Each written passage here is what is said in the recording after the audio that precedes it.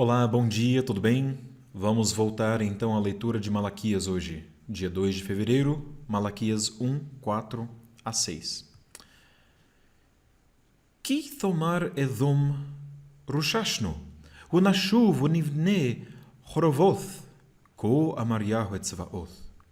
המה יבנו, ואני אחרוס, וקראו להם גבול רשעה, והעם אשר זעם יהוה עד עולם. ועיניכם תראינה, ואתם תאמרו, יגדל יהוה מעל לגבול ישראל. Bom, vou aproveitar aqui a quebra. Nós vamos descer ao versículo 6, vamos continuar lendo agora. Aliás, versículo 6 começa, né, a nova disputa que nós temos aqui. Ben yakabed av, wa eved adonau. Wa im av ani, aye chavodi. Wa im adonim ani, aye morai. אמר יהוה צבאות לכם, הכהנים בוזה שמי. ואמרתם, במה בזינו את שמך? Bom, vamos parar por aí. Essa é a leitura do texto. Eu vou trazer alguns insights aqui para nós, só que dessa vez vou tentar ser mais curto do que fui ontem. A primeira coisa que nós notamos é esse que. E o que geralmente nós vamos traduzir como que, né, em português. Só que nesse caso não dá certo. Porque, como nós já vimos ontem, né, na passagem anterior, ele estava falando sobre Edom e tal. No caso, esse que é um que nós vamos chamar de um que, pelo menos em português, dá essa ideia de ser um que concessivo. Como assim? Vamos imaginar, né? Então a ideia é assim: mesmo que Edom diga, nós fomos estilhaçados, mas voltaremos e construiremos de novo as nossas ruínas, né? Então é essa a ideia aqui. Aliás, note também que nós não temos apenas esse que, mas uma outra partícula aqui, esse vav, esse mesmo. Esse vav, que normalmente nós traduzimos vav como e. No caso aqui, não é o e. No caso, nós vamos traduzir como mas. Mas como assim? A mesma palavrinha, ou no caso, prefixo em hebraico, né? Como é que isso pode ser tanto e quanto mas? Bom, é porque o vav em hebraico não significa e nem mas. Ele é uma partícula que mostra continuidade semântica entre duas partes que têm o mesmo nível no discurso. Então, nós temos aqui Rushashnu, fomos estilhaçados, mas reconstruiremos, mas voltaremos e construiremos, né? Então, a ideia é contextual, se vai ser contrastivo, se vai mostrar uma continuidade, continuidade não, se vai mostrar uma conjunção como a conjunção e em português, como nesse segundo vav aqui. Então, tudo isso depende do contexto, porque, na verdade, o vav sinaliza apenas uma continuidade discursiva. Mas já falei demais nesse versículo, vamos continuar.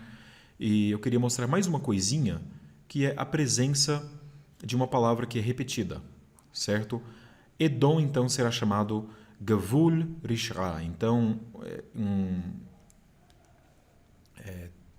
de uma forma não literal, o território, né? Ou a fronteira da perversidade. Então, eles serão chamados uma fronteira de perversidade e, lá no finalzinho, no versículo 5, no finalzinho dessa sessão, né? Nós vemos, e vocês dirão, grande ou engrandecido, né, é o Senhor Yahweh Me'al. Me'al aqui nós podemos entender como de sobre, mas como assim? De sobre não faz sentido nenhum, mas significa então além, né? Então, mais do que sobre. Então, seria essa a ideia. O de aqui é aquele de do min, que é de tirar de, né? Então, a ideia é além do o quê? Aí eu tenho de novo a palavra gavul. Ligvul Israel. Deus será engrandecido além das fronteiras de Israel. Por quê? Porque nas fronteiras de Edom ele já demonstrou o seu juízo. Então Deus demonstra a grandeza dele mesmo sobre Israel e como rei de Israel, como aquele que ama a Jacó, ao punir as nações que não amam, as nações que não o amam e também que não amam ao seu povo escolhido. Então, eu achei isso muito interessante com essas duas palavrinhas aí, ou essa repetição da mesma palavra. No versículo 6, nós começamos, como eu já disse, uma nova sessão, certo? E Deus diz então, olha, o filho honra. Note aqui que eu tenho um verbo yiktol. É um verbo piel, certo? Então, piel, por causa desse shevá no início aqui. Piel, yiktol, terceira pessoa masculina do singular. Um filho honrará ao seu pai? Não, de novo, lembre que o yiktol não é necessariamente o futuro. A ideia aqui é de uma ação contínua. O filho honra. Em português, nós utilizamos o presente mesmo para falar que isso é um estado contínuo do filho. O filho é aquele que sempre honra o seu pai. E o servo, seu senhor. Então, o servo faz o que com seu senhor? Ele também honra. Nós temos uma elipse aqui do verbo. Mas se eu sou pai, cadê a minha honra? E se eu sou senhor, onde está o meu? Aí ele coloca aqui temor, né? Morai. Morai, que vem da raiz yará, ou yaré, talvez você conheça o verbo yaré, como temer. Yaré, yaré Yahweh, o temor do Senhor, né? Então, morai também é um substantivo que vem disso. Onde está o meu temor, diz o Senhor dos Exércitos. E agora nós vemos que Deus não está falando necessariamente aqui a toda a nação de Israel, embora, claro, a profecia sempre é a todo o povo de Deus, né? Mas ele diz a vocês, vocês sacerdotes que desprezam o meu nome. E nós veremos então amanhã, a partir do versículo 7, como é que esses sacerdotes desprezam o nome de Deus. Tá bom? Então é isso.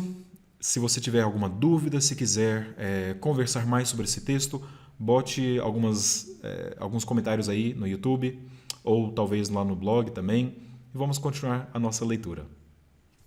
Shalom, que Deus te abençoe.